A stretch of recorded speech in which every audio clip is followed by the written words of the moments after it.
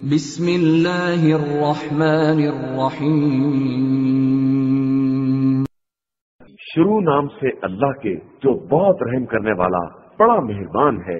قسم ہے فجر کی اور 10 راتوں کی اور جفت و طاق کی اور رات کی جب وہ جانے لگے۔ بے شک ان چیزوں میں قسم ہے صاحبان عقل کے لیے۔ کیا تم نے نہیں دیکھا کہ تمہارے رب نے قوم عاد کے ساتھ کیا کیا ہے؟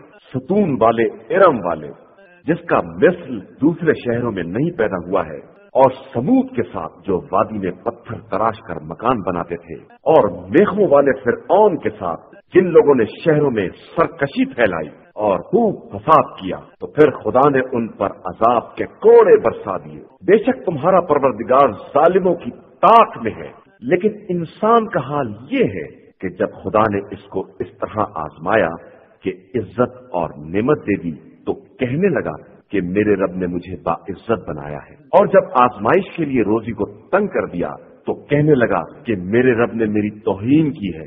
ایسا ہرگز نہیں ہے، بلکہ تم یتیموں کا احترام نہیں کرتے ہو اور لوگوں کو مسکینوں کے کھانے پر آمادہ نہیں کرتے ہو، اور میراث کے مال کو اکٹھا کر کے حلال و حرام سب کھا جاتے ہو، اور مال دنیا کو بہت دوست رکھتے ہو۔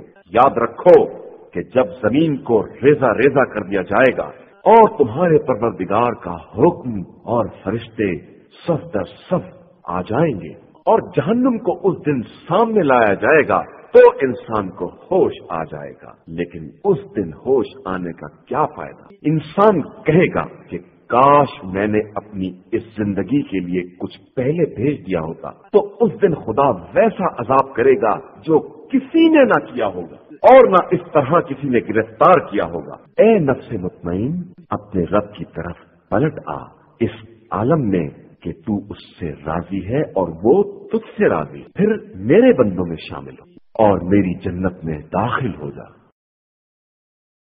صدق اللہ العلی